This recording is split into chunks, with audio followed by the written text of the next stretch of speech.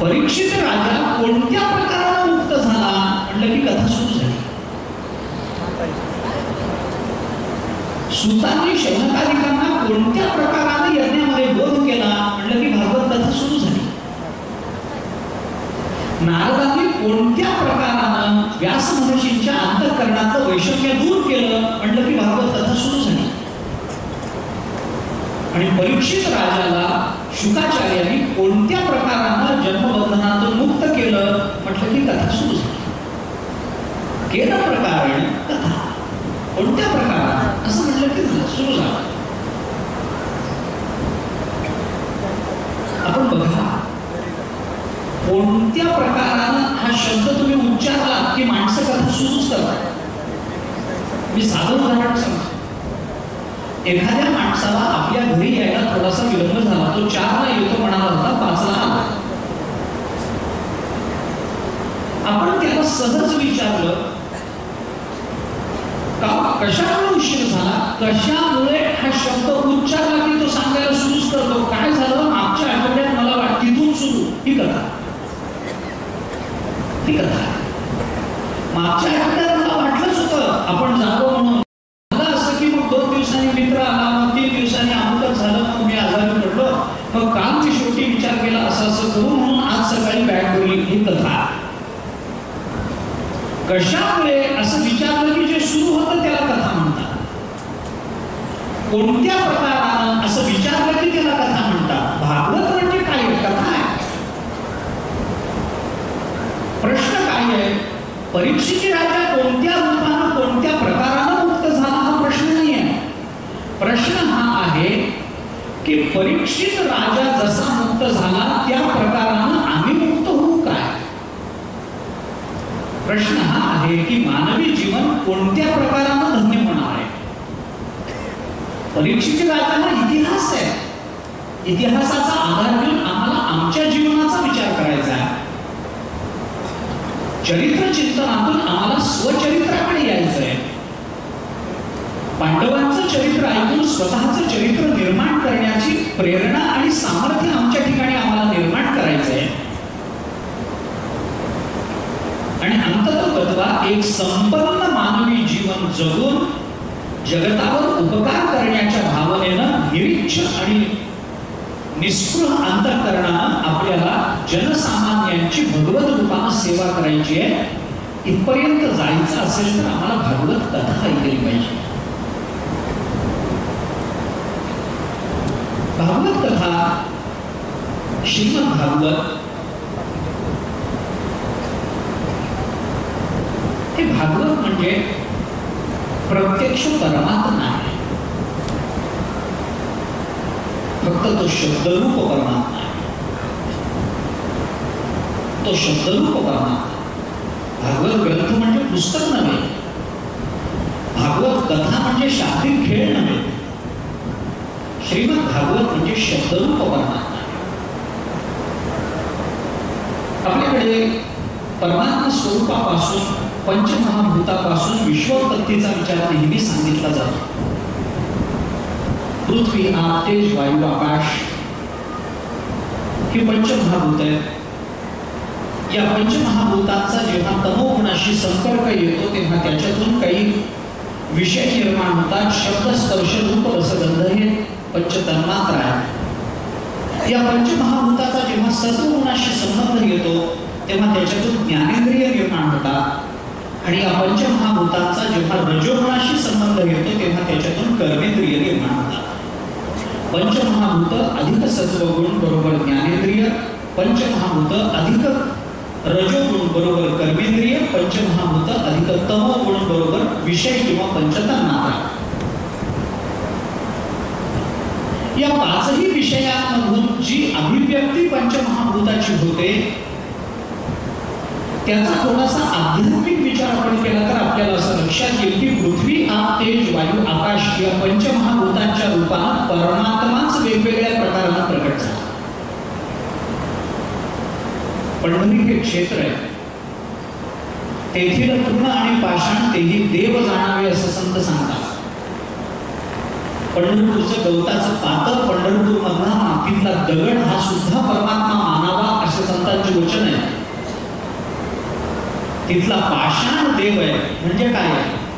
हा पृथ्वीरूप परमात्मा आहे. पंढरी हा पृथ्वीरूप परमात्मा आहे. पंढरपुरातून वाहणारी चंद्रभागा ही आपरूप किंवा तीर्थरूप परमात्मा आहे. असंच आपल्याला इकडे पाहता येतं. गोवर्धन हा पृथ्वीरूप परमात्मा आहे, यमुना ही तीर्थरूप परमात्मा आहे. पंढरपुरामध्ये परमात्म्याकरता लावलेली आरती आणि परमात्म्याजवळचा दिवा हा तेजरूप परमात्मा आहे.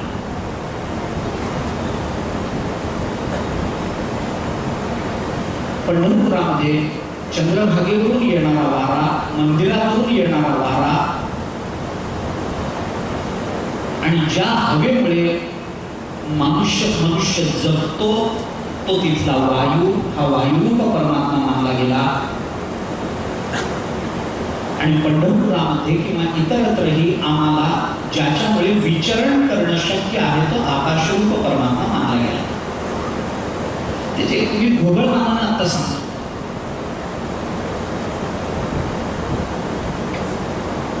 श्रीमद भागवत हा शब्दरूप परमात्मा मानला गेला. का शब्दरूपामध्ये हे परमतत्व प्रकट झालं? त्याचं कारण भागवताच्या महात्म्यातच आलं. ते अशा पद्धतीचं आहे की ज्या वेळेला भगवान निजधामाला जायला निघाले त्यावेळेला उद्धवानी भगवंताला असा प्रश्न विचारला की देवा, आता आपण जाणार, आतापर्यंत आपण इथे होता, शरीर धारण करून होता, आमच्या इंद्रियांना आपण प्रत्यक्ष अनुभूतीला येत होता, तोपर्यंत आपल्या असण्याचा आम्हाला आधार होता, भक्तांना आधार होता. आपल्या असण्याचं दुर्जनांना भीती होती, धाक होता. आपल्या असण्याची भीती होती. आपण आहात म्हणल्यानंतर दुर्जन सुद्धा नित्यकर्म करायला प्रवृत्त होत नव्हते. धाक होता त्यांना, सज्जनांना आधार वाटत होता. आपण होता म्हणून पृथ्वी सस्यशालिनी होती. पण आता आपण आपल्या निजधामाला परत जायचं म्हणता, आम्हाला आधार काय? आमच्या जीवनचरित्राला आलंबन काय? आम्ही जगायचं कुणाकडे बघून? आम्ही जगायचं कसं? आपण आम्हाला अशी आधांतरी सोडून निघून जाऊ नका. आमच्याकरता काही व्यवस्था आपण केली पाहिजे, तेव्हा शक्यतो तुम्ही जाऊच नका. उद्धवाचे बोलणं ऐकल्यानंतर भगवंताने विचार केला की उद्धव म्हणतात ते खरं आहे. आपण काही व्यवस्था केली पाहिजे. आपण असं सगळं आपणच निर्माण केलेले नियम, आपणच निर्माण केलेली व्यवस्था आपण अशी आधांतरी टाकून सोडून नाही जाऊ शकत. पण काय केलं पाहिजे? भगवंताने विदुराला सांगितलं की विदुरा, ठीक आहे, तू म्हणतोस ते बरोबर आहे, बुद्धवा म्हणतोस ते ठीक आहे, मला पटलं, मग करणार काय देवा? भगवान म्हणाले की एक काम करतो, मी या भागवतामध्ये माझं तेज समाविष्ट करतो आणि भागवताच्या रूपाने या पृथ्वीवर शिल्लक राहतो. आणि म्हणून भगवंताने आपलं सगळं तेज या भागवतामध्ये एकरूप करून टाकलं आणि भागवताच्या रूपानं भगवान भागवताच्या महासागरामध्ये शिरून राहिले. भागवत बोलतं, तिरोधाय प्रविष्टोयम श्रीमद भागवतार्णवम्. तिरोधाय प्रविष्टोयम, भगवान भागवतामध्ये शिल्लक राहिले, भागवताच्या रूपानं राहिले. आणि म्हणून श्रीमद भागवत ही भगवंताची वाङ्मयी मूर्ती समजली जाते. तेने वाङ्मयी मूर्ती प्रत्यक्षा वर्तते हरिः. तेने वाङ्मयी मूर्ती, ही वाङ्मयी मूर्ती प्रत्यक्षा वर्तते हरी. प्रत्यक्ष परमात्मा या भागवताच्या रूपात राहिला. व्याधाचा बाण लागल्यानंतर भगवान कुठे गेले याच्याबद्दलची 3 मतं आहेत आणि ही 3ही मतं बरोबर आहेत. पहिलं मत असं आहे की भगवान बाण लागून आपल्या स्वरूपामध्ये स्थित झाले. दुसरं मत असं आहे की भगवान व्याधाचा बाण लागल्यानंतर कुठं जावं म्हणून तिथून जे निघाले ते पंढरपूरला येऊन उभे राहिले. आणि तिसरं मत असं आहे की भगवान व्याधाचा बाण लागल्यानंतर अंतर्धान पावले नाहीत, ते भागवताच्या रूपानं पुन्हा या जनमानसामध्ये शिल्लक आहे. ही 3ही मतं बरोबर आहे.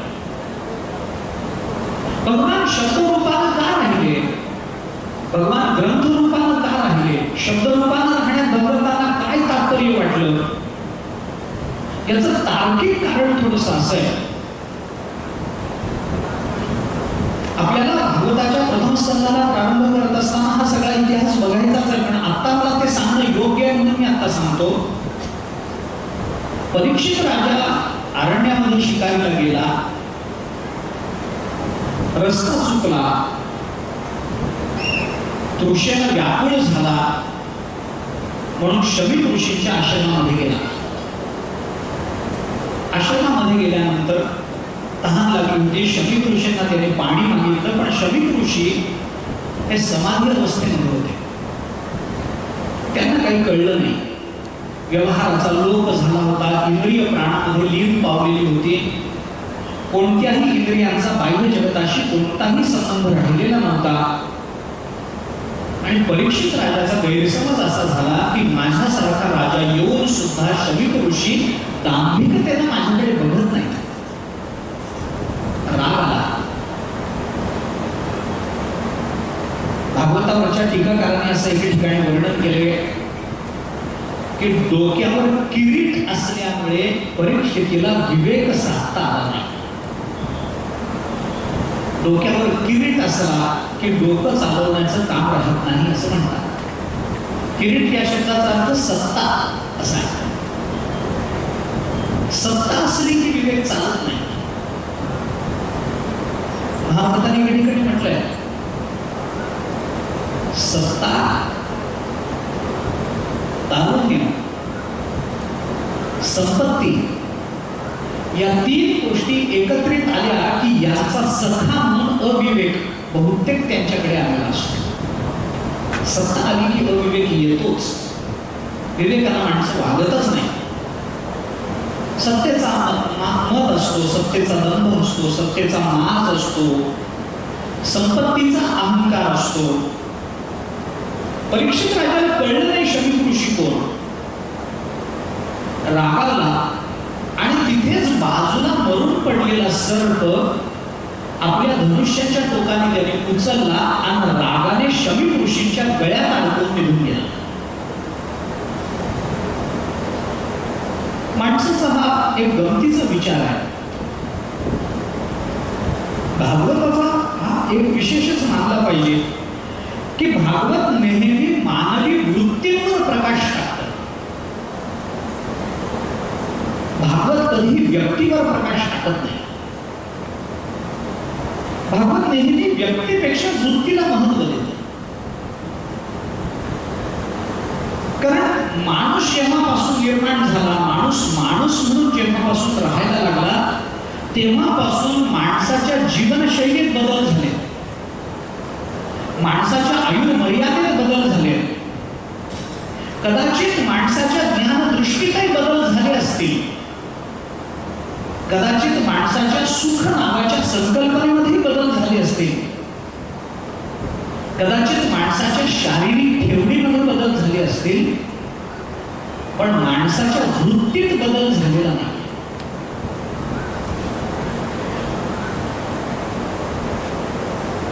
महाभारतातला दुर्योधन ही व्यक्ती आहे इतिहासातली, पण महाभारत दुर्योधनाचं चिंतन करताना व्यक्ती म्हणून चिंतन करत नाही, वृत्ती म्हणून चिंतन करत.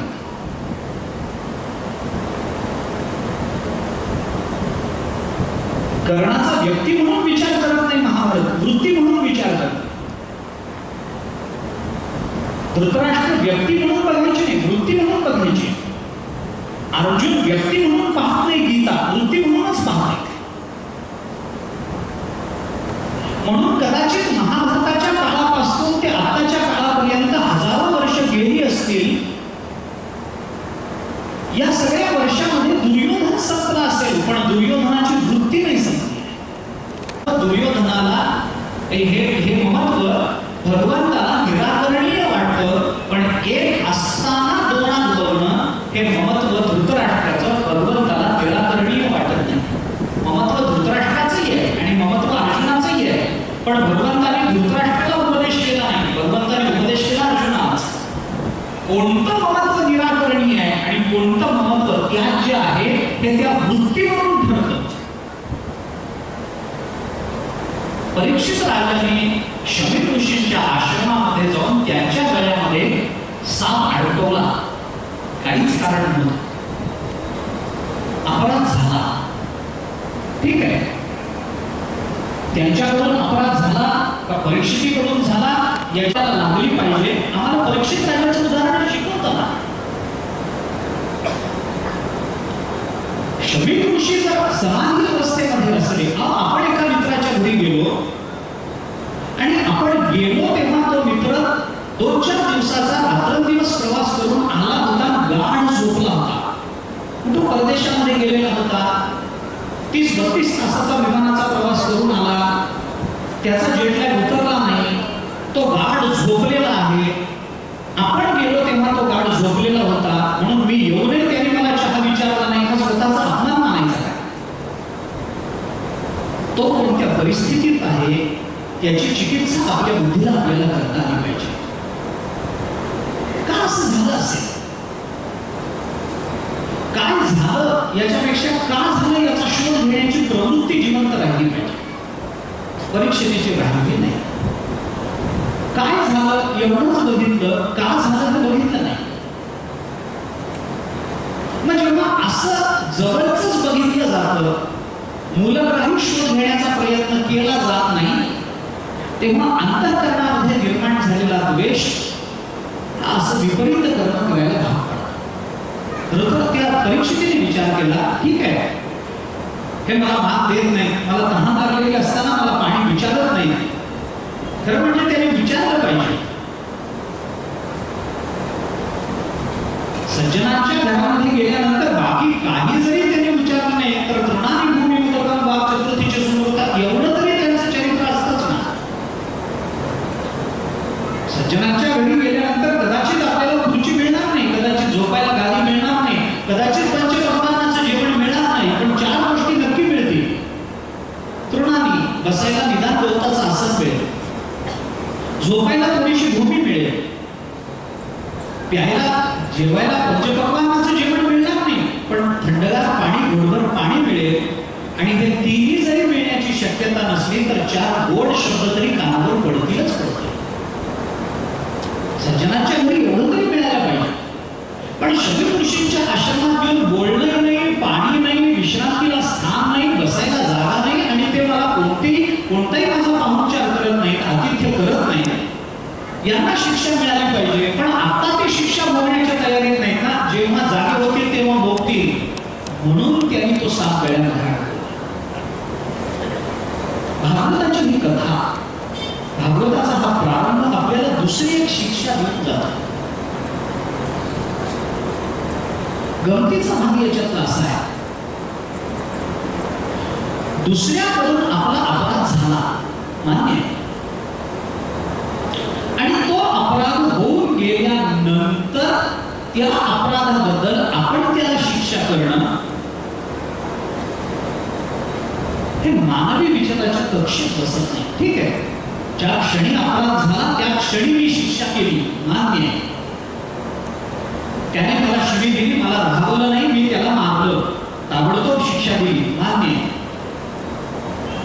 पण 4 वर्षापूर्वी तू मला शिवी दिली होतीस म्हणून मी आज तुला मारणं मान्य नाही. कारण घटना घडून गेल्यानंतर त्या घटनेची तीव्रता आणि त्या घटनेकडे बघण्याची माणसाची दृष्टी या दोन्ही गोष्टी बदलून गेलेल्या असतात. घटना घडून गेली, तीव्रता संपली, घटना घडून गेली, त्याकडे बघण्याची दृष्टी बदलली. 2 मित्र लहानपणी खूप भांडले, एकमेकांशी बोलले नाही. 30-40 वर्षाचा कालावधी गेला. 2 मित्र 2 दिशेला पांगले, वेगवेगळ्या देशामध्ये जाऊन त्याने आपलं बसस्थान बसवलं, आणि कोणत्या तरी प्रवासाच्या निमित्तानं आपला देश सोडून कोणत्या तरी देशाच्या विमानतळावर त्या दोघांची गाठभेट झाली. ती तीव्रता राहील का? लहानपणी तू मला मानलं होतंस, नाही, त्यावेळेला तर ते एकमेकांना मिठी मारतील. तीव्रता गेली, बघण्याची दृष्टी बदलली. परीक्षित राजा ज्या वेळेला आश्रमात आला त्यावेळेला त्याचं आतिथ्य झालं नाही असा गैरसमज परीक्षितांनी करून घेतला, आणि गैरसमजात शिक्षा नसते हा विवेक विसरून त्यांनी साप गळ्यामध्ये अडकवला. ज्या वेळेला जागे होतील त्यावेळेला त्यांना कळेल कोण येऊन गेलं. माझ्यासारखा राजा येऊन दुर्लक्ष झालं. शमीक ऋषींना काहीही वाटलं नाही. ते समाधी अवस्थेतच होते, त्यांना वाटण्याचं कारणही नव्हतं. परीक्षित राजा तिथून निघून गेला. शमीक ऋषींची समाधी उतरण्याच्या आत शमीक ऋषींचा मुलगा शृंगी हे तिथं आले आणि त्यांनी बघितलं की आपले वडील समाधी अवस्थेत आहेत आणि कुणीतरी त्यांच्या गळ्यात साप अडकवला आहे. ते ऋषीच होते. असं तर नक्कीच झालं नाही की साप आला, गळ्यात आला, मग मेला, असं तर झालं नाही. कुणीतरी अडकवलेला साप आहे. शृंगी ऋषीने अंतर्ज्ञानाने जाणलं आणि क्रोधायमान होऊन शृंगी ऋषीने शाप देऊन टाकला. माझ्या वडिलांच्या गळ्यात ज्यांनी साप अडकवला त्याला 7 दिवसात मरण येईल शाप दिला. कालांतराने शमीक ऋषींची समाधी उतरली. त्यांनी तो साप बघितला, त्यांना काही वाटलं नाही. शृंगी ऋषीने त्यांना सगळं सांगितलं. शमीक ऋषी म्हणाले, अरे कशा करता शाप दिला, काय गरज होती? साप मेलेला आहे, मी समाधीत आहे. मेलेला साप मला जिवंतपणे काही करू शकत नाही, तर माझ्या समाधीत तो मला काय करेल? आणि मला जर त्याने केलेल्या कोणत्याही क्रियेचा माझ्यावर जर विपरीत परिणाम होणार नसेल तर आपण शाप का द्यावा? ते ऋषीच होते, अंतःकरण दयार्द्र होतं. कशा करता शाप दिला? गरज नव्हती. शाप देण्याचं कारण नव्हतं. नाही, पण त्याने गुन्हा केला असेल. त्या काळामध्ये त्या व्यक्तीचा विवेक हरवला म्हणून काळ निघून गेल्यानंतर ती घटना पाहून आपला विवेक हरवण्याचं आपण काही कारण नाही. त्या काळामध्ये त्याने पातळी सोडली म्हणून आपण नंतरच्या काळामध्ये ते आठवून विचाराची पातळी सोडायची. ही कोणती नीती आहे? हा कोणता धर्म आहे? त्याने साप अडकवला, साप मेलेला होता, मी समाधीत होतो. भले तो राजा असेल, तो आल्यानंतर मी त्याचं आतिथ्य करायला पाहिजे होतं, मी केलं नाही. तू शाप कशाला देतोस? शाप देऊ नको. 2 कारण. शाप देण्याकरता आवश्यक असणारी जी परिस्थिती होती ती परिस्थिती आता निवडली आहे, काल निघून गेला.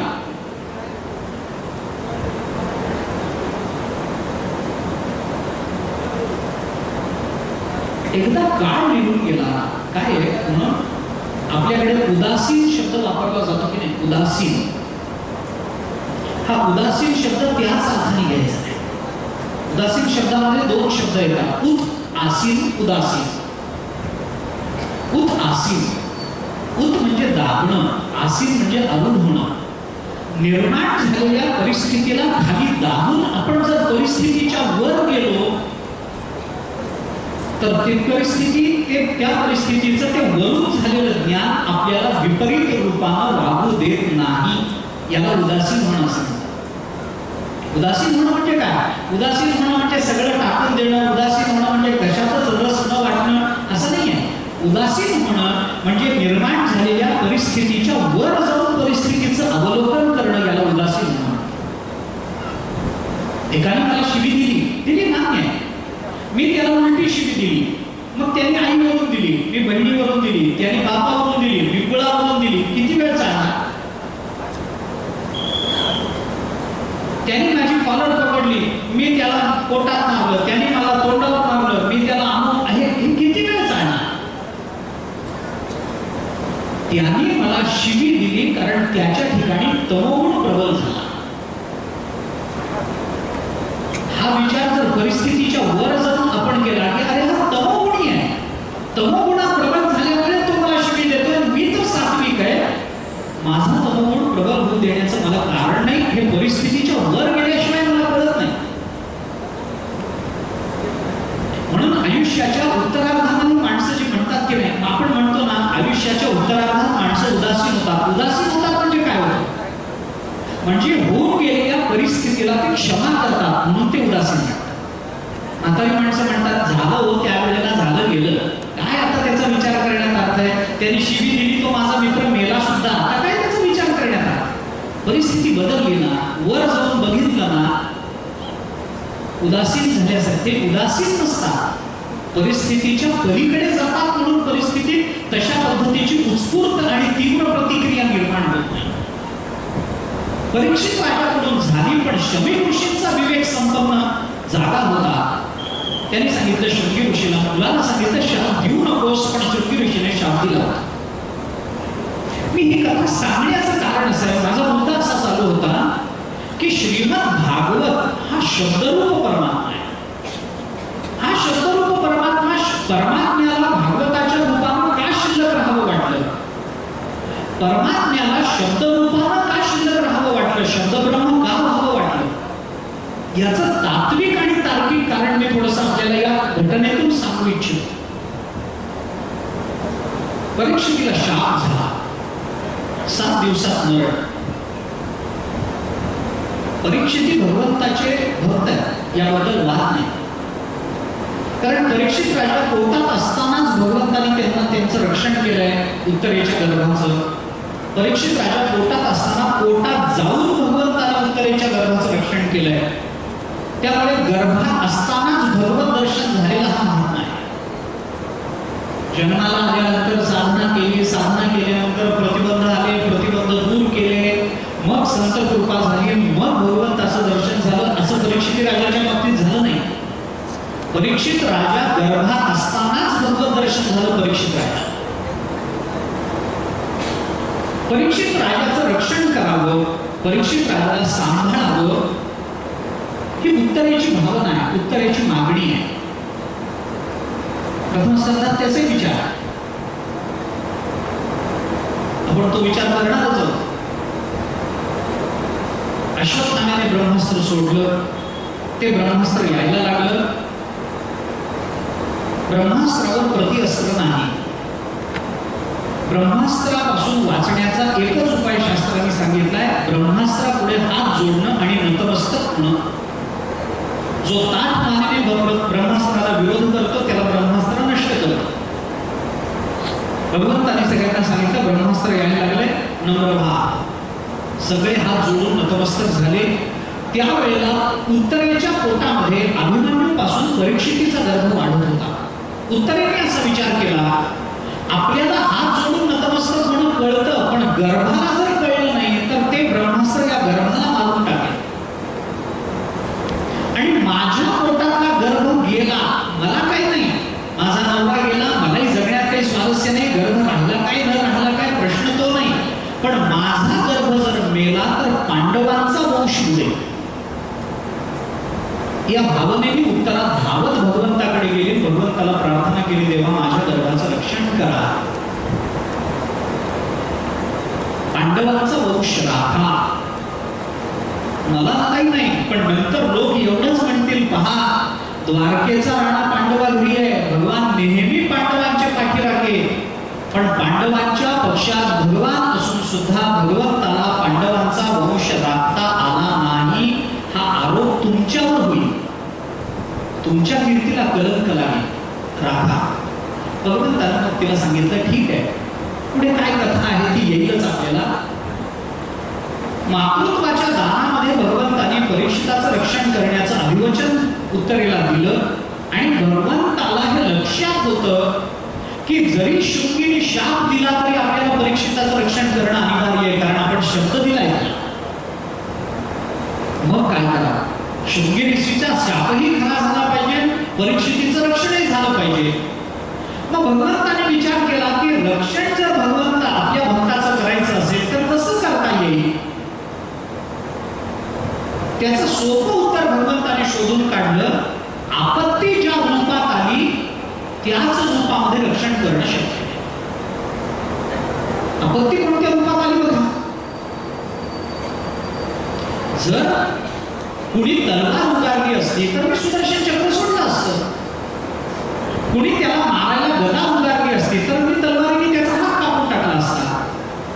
कुणी त्याच्यावर शस्त्रास्त्र सोडली असती तर माझ्याकडच्या आयुधातून मी त्या शस्त्रास्त्रांना विरोध केला असता, तो विरोध मोडून काढला असता. पण परीक्षितावर जे आक्रमण झालं ते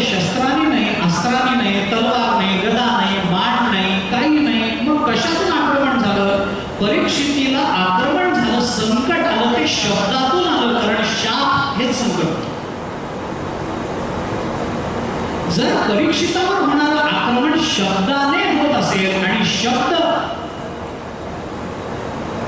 हे जर त्याला त्रस्त करणार आणि मारून टाकणारे असतील तर शब्दाला उत्तर दिलं जातं, तेही शब्दानंच दिलं जातं. म्हणून भगवान शब्द रूपानं परीक्षितीच्या रक्षणाकरता भागवतामध्ये प्रवेश केला.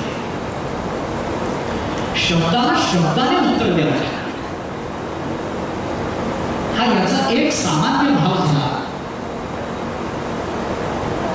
त्याचा दुसरा भाव आपण लौकिका करता लावला तर आपल्याला हे लक्षात येईल की शब्दासारखं तीव्र अस्त्र कोणतंही नसतं.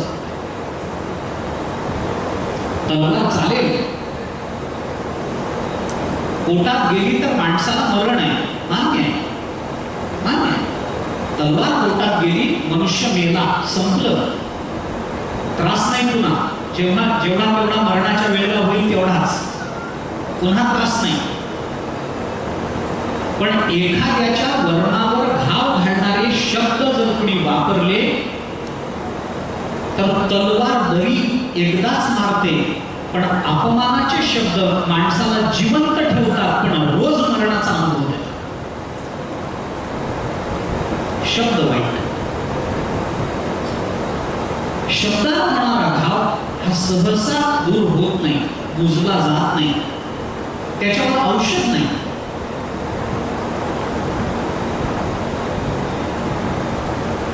शस्त्राचा अस्त्राचा घाव झाला तर काही औषध आहे, काही मलमपट्टी करता येते. मनाला हृदयाला भिडणारे छळणारे शब्द कानातून आत गेले, काही करता येत नाही, काही करता येत. शब्द चालले रोज मरणाचा अनुभव आहे. कबीर महाराजांचा एक दोहा आहे, त्या दोह्यामध्ये शब्दाचं वजन किती असतं हे सांगण्याकरता म्हणून कबीर महाराजांनी जीभ आणि दाताचा एक संवाद सांगितला आहे. आपल्या तोंडातले दात आणि आपल्या तोंडातली जीभ यांच्यामध्ये एकदा भांडण झालं. 32 दात आणि एक जीभ या दोघांमध्ये भांडण लागलं. ते भांडण वाढत गेलं, वाढत गेल्यानंतर ते दात इतके चिटले की त्या दाताने जिभेला असं ठणकावून सांगितलं की तू काय, तुला काही कळतं का नाही, तू कुणाशी विरोध करतेस. कबीर महाराजांनी फार गोड शब्दामध्ये ते चिंतन मांडलं. कबीर महाराज म्हणतात ते भांडण सांगताना, दंत कहे जीव को हम 32 तुम अकेली माय. आम्ही 32 जण आहोत आणि आम्ही सगळे पुरुष आहोत, आणि तू एकटी आहेस आणि स्त्री आहेस. आम्ही 32 आहोत, पुरुष आहोत आणि तू एकटी आहेस आणि स्त्री आहेस. आमच्या 32 जणांच्या कचाट्यामध्ये तू सापडली आहेस, विसरू नकोस. आम्ही 32 जणांनी ठरवून तुला चावून टाकलं तर तू काय करू शकतेस ना? 32 पुरुषांच्या तावडीमध्ये सापडलेली एक स्त्री, 32 पुरुषांनी ठरवलं हिला तोडून मारून टाकायचं, काय करणार स्त्री? कबीर महाराज दातांची भूमिका सांगताना म्हणतात, दंत कहे जीभ को हम 32 तुम अकेली माय, एक बार चबा जाओ तो फिर वापस ना आए. आम्ही एकदा तुला चावून टाकू तर परत येणार नाहीस, तू काही करू शकत नाहीस, तुझं अस्तित्व संपून जाईल. हे ऐकल्यानंतर ती जीभ हसली आणि ते जिभेने त्या दातांना उत्तर देताना असं म्हटलं. कबीर महाराज बोलतात, जीभ कहे दंत को, आता जीभ असं म्हणायला लागली दातांना, बरोबर आहे, जीभ कहे दंत को तुम 32 में अकेली माय, एक बार टेढ़ी चलो तो 32 के 32 गिर जाए. मला मान्य आहे की तुम्ही 32 जण आहात, मी एकटी आहे, पण मी जीभ एकटी वाकडी चालले ना तर तुम्ही 32 के 32 जाऊन पडाल खाली. एक शब्द वाकडा गेला तर त्या शब्दाचा होणारा प्रहार शस्त्र प्रहारापेक्षा कठीण असतो. कलियुगामध्ये होणारे सगळे प्रहार शब्दाने होणार, कारण कलियुगामध्ये शब्द प्रधान जीवन आहे माणसाचं. कलियुगाचं वर्णन करताना भागवतामध्ये आणि इतर पुराणांमध्ये आलेली वर्णन जर आपण पाहिली तर कलियुगामध्ये माणूस अल्प निंदेनं शत्रू होणार आहे आणि अल्प स्तुतीनं मित्र होणार आहे. निंदा आणि स्तुती दोन्ही शब्दाचेच परिणाम आहेत. तुम्ही थोडं कुणाचं तरी कौतुक करून बघा ना, थोडं कुणाचं तरी, बाकी काही नाही, जाऊ द्या, कुणाचंही सोडून द्या. आज घरी गेल्यानंतर तुम्ही एवढंच म्हणा पत्नीला की भागवतात तू फार छान दिसत होतीस, म्हणून तरी बघा. नाही तुम्हाला संध्याकाळी पूर्णाची पोळी मिळाली तर बोला, नाहीतर उलटा प्रयोग करून बघा. एवढंच म्हणून बघा, काय भागवतात बसली होतीस, काय ते बसणं, काय हसणं, शोधलं काय, एवढंच म्हणून बघा. पुढं होईल त्याला तुम्ही जबाबदार. थोड्याशा स्तुतीनं आणि थोड्याशा निंदेनं मित्र आणि शत्रुत्वाची भावना कलियुगामध्ये मोठ्या प्रमाणात प्रबल होणार.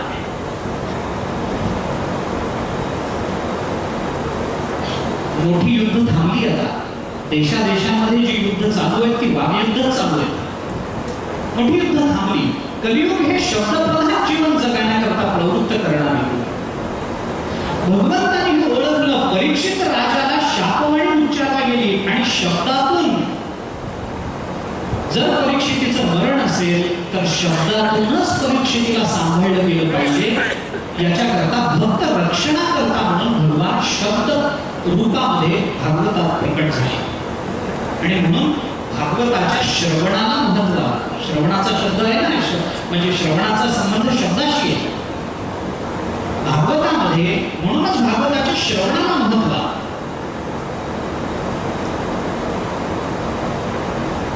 शब्दाचं निराकरण शब्दाने केलं पाहिजे. तेने वाङ्मयी मूर्ती प्रत्यक्षावर्तते हरी किंवा तिरोधाय प्रविष्टोयम श्रीमद्भागवतार्णवम. भागवताच्या महासागरामध्ये भगवान आपलं सगळं तेज भागवताला देऊन समर्पित झालं,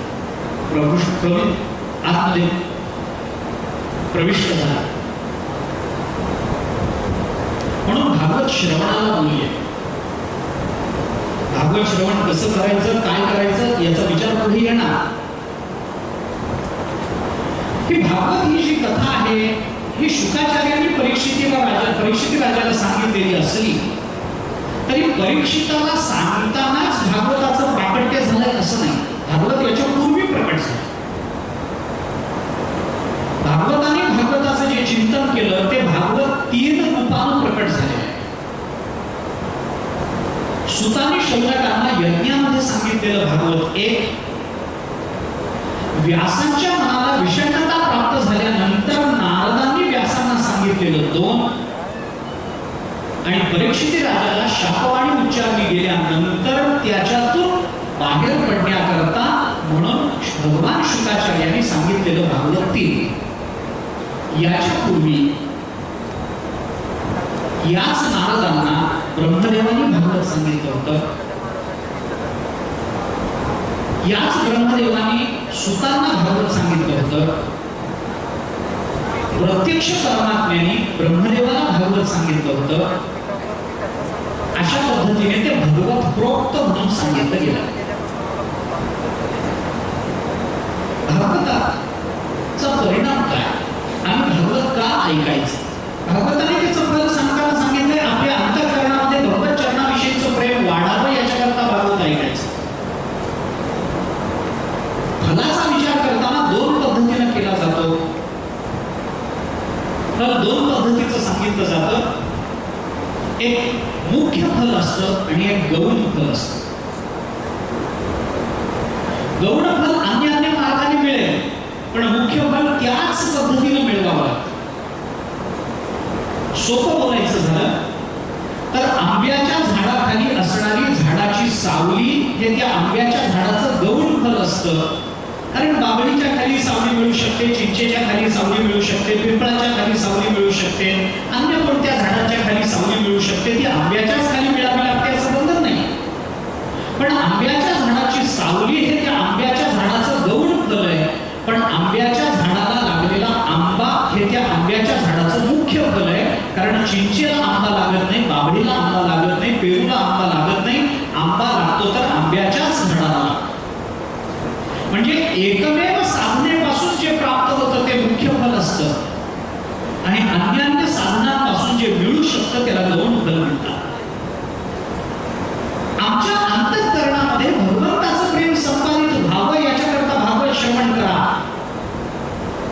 श्रीधराचार्यांनी तर भागवताच्या टीकेमध्ये भागवताचं फल सांगताना असं सांगितलंय की भागवत ऐकायचं कशा करता?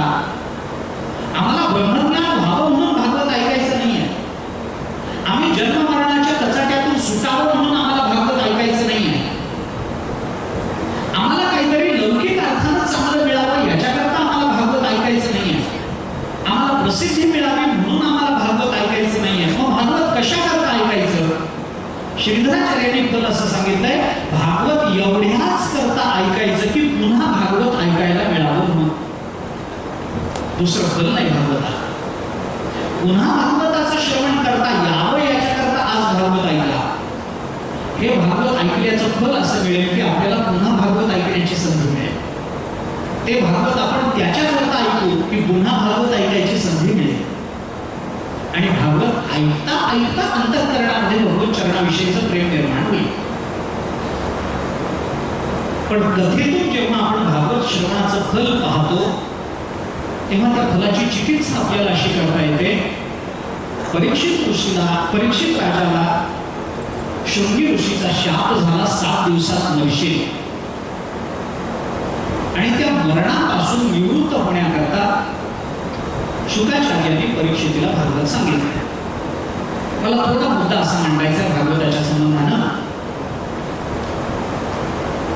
माणूस जन्मात येतो तो आज ना उद्या ना परवा कधी ना कधीतरी मरतो. अर्थात हे सांगण्याकरता कोणत्या प्रवचनकाराची कीर्तनकाराची गरज नसते. कारण जे जन्माला येतं, जे निर्माण होतं ते आज ना उद्या कधी ना कधीतरी संपतं. कारण निर्माण होणं हे संपण्याचं प्रयोजन असतं, कारण असतं. जे निर्माण होतं तेच संपतं, जे निर्माण होत नाही ते संपत नाही. परमात्मा संपत नाही का? कुणापासून निर्माण होत नाही, संपत नाही. उत्पत्ती हेच विनाशाचं प्रयोजन असतं. उत्पत्ती हेच विनाशाचं उपादान असतं. उत्पन्न होऊ नये मरणाची भीती राहत नाही. पण उत्पन्न होतो म्हटलं की तो मरतो. जातस्य हि ध्रुवं मृत्युर् ध्रुवं जन्म मृतस्य च तस्मात् अपरिहार्यर्थे न त्वं शोचितुमर्हसि. गीता बोलते, भगवताने आपल्याला सांगितलं आद्यवाब्दशतां तेवा मृत्युर्वै प्राणिनां ध्रुवः. ध्रुवः म्हणजे निश्चित. आज ना उद्या ना परवा 100 वर्षांनी 10,000 वर्षांनी का असेना पण माणसाचं मरण निश्चित आहे. साधा प्रश्न आहे. शृंगी ऋषीनं जर शाप दिला नसता तर परीक्षित राजा कधीच मेला नसता. काय मेला असता ना? शरीर थकलं म्हणून मेला असता, रोग झाला म्हणून मेला असता, कुठल्या तरी युद्धात मेला असता, आणखी काही कारणाने मेला असता. पण शरीराला मरण मरायचं आहेच आहे. आपण त्याला किती घाबरलो तरी ते मरण येणारच आहे. आपण त्याला किती पुरवाळलं तरी ते आपल्याला मारणारच आहे. सगळ्यांनाच मरायचं. महाभारताने एका ठिकाणी फार गोड चिंतन केलं. महाभारत असं म्हणतं, कालः पचति भूतानि सर्वण्येवात्मनात्मनि यस्मिंस्तु पच्यते कालः तं वेदेह न कश्चन. महाभारत बोलतं, कालः पचति भूतानि सर्वण्येवात्मनात्मनि. या जगतामध्ये जन्माला आलेल्या सगळ्यांनाच काल कधी ना कधीतरी खाणार.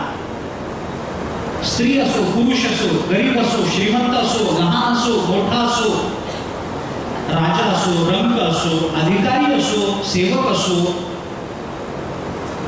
या जगतामध्ये प्रत्येकाला कधी ना कधीतरी काळ ग्रस्त करणार आहे. महाभारताने चिंतन सांगताना असं सांगितलंय, काळ सगळ्यांना पचवणार आहे, सगळ्यांना पचवणार आहे. पण काळालाही जो पचवणार आहे त्याचं भजन माणूस का करत नसेल? काल पचति भूतानि सर्वण्येवात्मनात्मनि यस्मिंस्तु पच्यते कालः तं वेदेह न कश्चन. त्याला आपण जाणण्याचा प्रयत्न का नाही करत? मरण तर आहेच आहे. मी आपल्याला पुन्हा एकदा सांगतो, भागवत मरणालाही विरोध करत नाही. गीता मरणाला विरोध करत नाही. करत असते तर अंतकालीच्या नामे व भगवंतांनी सांगितलंच नसतं मरणाला विरोध असतात. जगतामध्ये निसर्ग नियमानं जे जे अपरिहार्य आहे त्याला कोणीही कधीही कोणताही वेदांत विरोध करत नाही. कोणताही अध्यात्म त्याला विरोध करू शकत नाही. आणि करून उपयोग नाही. माणूस आपलं मरण टाळू शकत नाही. पण मी आपल्याला थोडंसं वेगळं बोलतो. आयुर्वेदाने असं चिंतन केलंय. आयुर्वेदाचं चिंतन गमतीच आहे, ऐकण्यासारखं आहे. आयुर्वेद असं म्हणतो की माणसाला जर 100 वर्षाचं आयुष्य असेल, 100 वर्षाचं माणसाला आयुष्य कल्पना करा, तर या 100 वर्षामध्ये माणूस कितीदा मरेल? एकदाच. 100 वर्षानंतर जेव्हा केव्हा त्याला मरण येईल तेव्हा. 100 वर्षाचं जर आयुष्य असेल तर 100 वर्षात माणूस कितीदा मरेल? एकदा मरेल. आयुर्वेद म्हणतो नाही. आयुर्वेदाचं म्हणणं असं आहे, माणसाची आयुर्मर्यादा जर 100 वर्षाची आहे, 100 वर्षाचं आयुष्य जर मानलं तर माणूस 101 वेळेला मरत असतो. एकदा मरत नाही, 101 वेळेला मरतो. कसं काय? आयुर्वेदाने त्याचं उत्तर दिलंय. प्रत्येक वर्षी या वर्षी मरतो का राहतो या भीतीनं जो मरतो ते प्रत्येक वर्षीचं मरण आहे. शेवटचं मरण ते 101. माणसाचं मरण हे माणसाच्या दुःखाला कारण नाहीये. माणसाच्या अंतःकरणात असणारं मरणाचं भय हे माणसाच्या मरणाचं कारण. दुःख मरणात नाहीये, मरणाच्या भयात आहे. मेल्यानंतर काय दुःख असायचंय?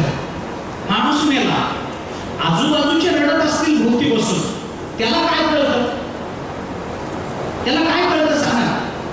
त्याची मुलगी गावाहून येते, रडते, त्याचा मुलगा रडतो, त्याची पत्नी रडते, त्याचा भाऊ रडतो, त्याचा मित्र रडतो, गावातले लोक रडतात, आमच्याकडून पैसे घेतले होते आता कोण फेडेल? सगळे रडतात. पण जो मेला त्याला काय कळतं? बायको त्याच्याजवळ बसून रडते, तुम्ही एकटे कशी गेला हो, मला का घेऊन गेला नाही? आणि तो खरंच उठून म्हणाला बरं चल, तर जाते काय? त्याला काहीच कळत नसतं. त्याला काही कळत नाही. तो मेला, संपलं, दुःखही संपलं, दुःखाच्या पलीकडे गेला तो. आता त्याला जाळलं काय, टोचलं काय, अमुक केलं काय, बांधलं काय, उचललं काय, ठेवलं काय, हात घातला काय, मुला उधळला काय, काही फरक पडत नाही. पण हे मरण येण्याच्या पूर्वी दरवर्षी यावर्षी जगतो का मरतो, जगतो का मरतो या भीतीनं जे त्याच्या अंतःकरणाची अवस्था होते ते त्याचं प्रत्येक वर्षीचं मरण आहे. म्हणून भागवत आपलं मरण दूर करत नाही. भागवत आपल्या अंतःकरणातली मरणाची भीती घालवतं. मरण तर आहेच आहे. निर्भयतेनं मरणाला सामोरं जाणं हेच मरणाचं मरण असतं.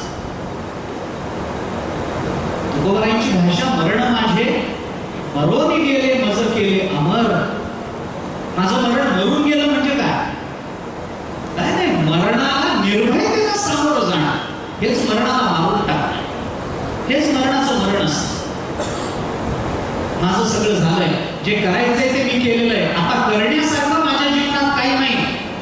असेल ताकद काळाने तर यावं मला उचलून घेऊन जावं. काय काळाची ताकद आहे? आणि जन्माला आलो म्हटलं की देहाची या गावा आलिया, जन्म मृत्यूची या सोहळ्या ज्ञानोबा म्हणतात. ना म्हणू नये धनंजयाची या. देहाच्या गावाला आल्यानंतर जन्म मृत्यूचा सोहळा भोगावाच लागणार आहे त्याला. आपण नाही म्हणूच नाही. ललाटीचे लिहिले न मोडेगा काही केले, काळे गोरे पण धुतले भेटोरणे, ज्ञानोबाची भाषा. ते आपल्या प्रारब्धात लिहिलेलं असतं ते होणारच आहे. त्याला हो नाही म्हणण्यात वेळ वाया घालवू नये. पण ज्ञानोबायांनी वापरलेल्या शब्दांची, ज्ञानोबायांनी केलेली शब्द योजना जर आपण बघितली तर आपल्याला हे लक्षात येतं. ज्ञानोबा म्हणतात देहाची या गावा आलिया, जन्म मृत्यूची या सोहळ्या. माणसाने जन्माला येण्याचा सोहळा सगळेच करतात. माणूस जन्माला पेढे वाटतात, साखर वाटतात, सोहळाच करतात. त्याला अर्थ नाही, आपल्या मरणाचा सोहळा झाला पाहिजे. जन्म मृत्यूची या सोहळ्या, मृत्यूचा सोहळा झाला पाहिजे. जन्माला येणाऱ्याने असं जगावं की त्याच्या मृत्यूचा सोहळा व्हावा. कोणाला सोहळा करता आला? आपल्या मरणाचा सोहळा करता आला कोणाला? फार कमी लोक, बोटावर मोजण्या इतके. त्यांच्या बाबतीत मरण पराजित आहे, काही करू शकत नाही. हा देह जाणार आहे, हा देह पडणार आहे. मग माझं म्हणून जे आहे ते नेमकं काय आहे या जाणीवा जोपर्यंत संपन्न होत नाही तोपर्यंत मरणाचं भय जात नाही. मी थोडी वेदांताची भाषा वापरीन. अनात्म पदार्थाचं ममत्व हे नेहमी माणसाच्या भयाचं कारण ठरत असतं. कारण नको त्या वस्तूबद्दल ममत्व निर्माण झालं की ती माझी नसलेली वस्तू माझ्याजवळ दूर जाण्याचं भय माझ्या अंतःकरणात निर्माण होतं. माझं काय? कोण नाही, व्यक्ती माझी नाही, घर माझं नाही, हा देह माझा नाही. देह नव्हे मी हे सरे उरला उरे विठ्ठल. काय माझे? माता पिता बंधू भगिनी कोणी नभवती निर्माण. इष्ट मित्र स्वजन सखे हे तो सुखाची मांडणी. एकला मी दुःख भोगी कुंभपात जाचणी. तेथे कोणी सोडविना एका सद्गुरू वाचून. ज्ञानोबा चिंतन करतात, कोण माझा? जे माझं नाही त्याला वेगळं करून बघायला भागवत शिकवत. आपल्यापासून वेगळं करून बघा. आम्हाला लहानपणी भारूड शिकवलं होतं गमतीनं. आम्ही लहान लहान होतो, भारूड शिकवलं होतं. वेगळं निघा, वेगळं निघा, वेगळं निघून संसार बघा. नाथ महाराजांचं भारूड. वेगळं निघा, वेगळं निघा.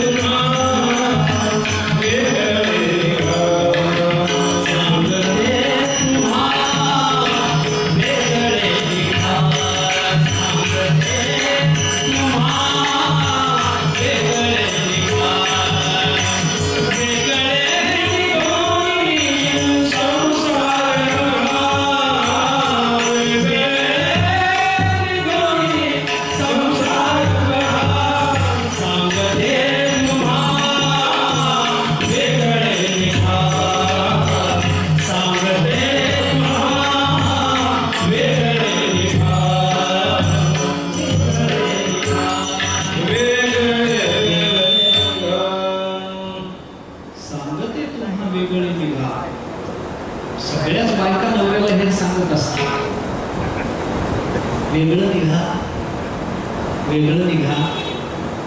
काय हे करण्यामध्ये काय तुम्ही कमावता हे खातात. वेगळं निघा.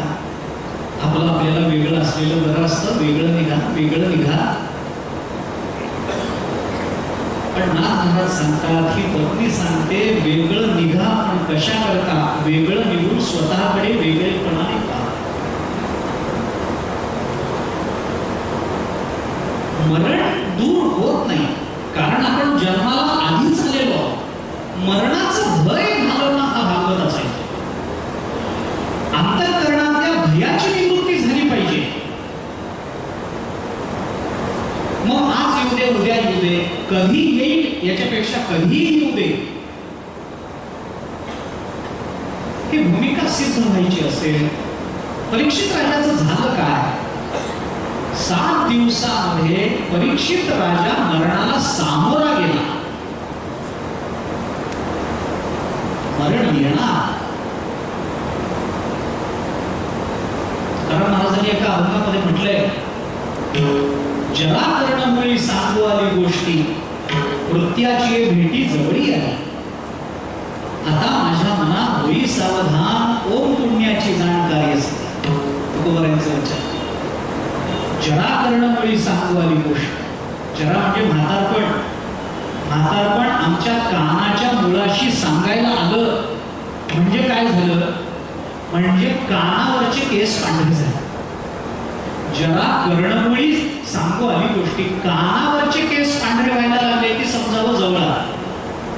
म्हणजे जुने नियम असे होते, आताच सांगत नाही.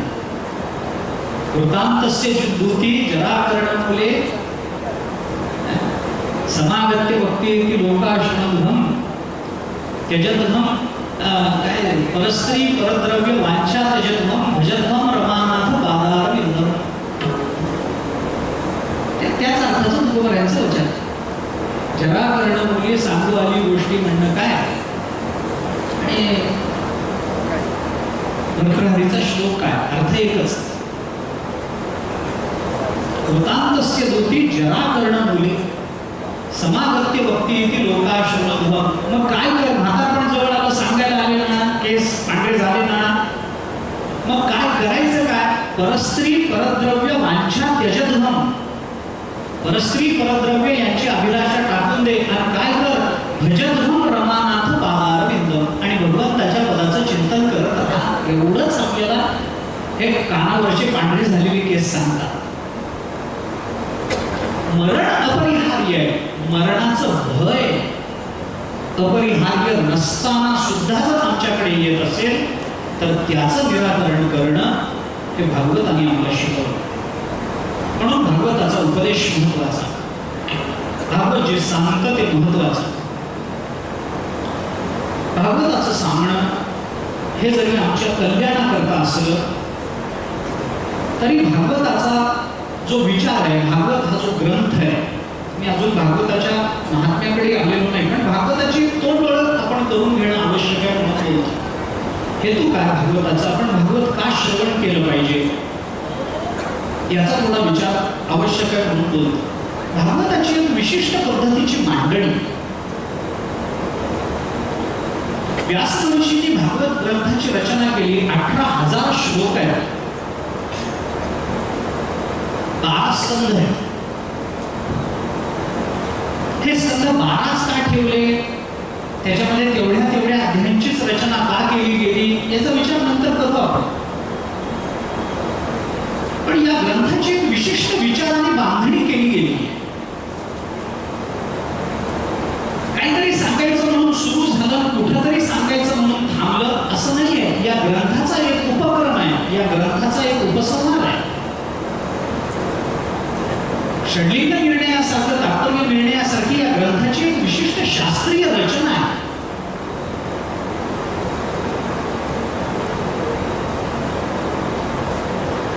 माणसाला कोणकोणत्या पद्धतीनं सांगणं शक्य आहे याचा विचार भागवतानं बारकाईनं केला आहे. आणि म्हणून भागवताचं चिंतन जे तुमच्या माझ्या कल्याणाकरता म्हणून प्रकट झालं ते 4 पद्धतीनं प्रकट झाले. भागवत 4 भूमिकेतून आपल्याशी संवाद साधत आहे. भागवत 4 पद्धतीनं आपल्याशी बोलत आहे. या 4ही पद्धती वेगळ्या आहेत. ज्या पद्धतीनं आम्हाला जे श्रवण करणं शक्य आहे, ज्या पद्धतीनं आम्हाला जे अनुकूल आणि जे कल्याणकारक आमच्या अंतःकरणामध्ये उतरवणं शक्य आहे, त्या पद्धतीतून ते आमच्या अंतरंगात उतरलं पाहिजे याच्याकरता म्हणून भागवत वेगवेगळ्या पद्धतीनं बोलतो. कारण एकाच एक पद्धतीनं सांगून चालत नाही. भगवान श्रीकृष्ण अर्जुनाला जे बोलले ते एकाच पद्धतीनं बोलले नाही. हा, तत्वज्ञान एक असेल पण सांगणे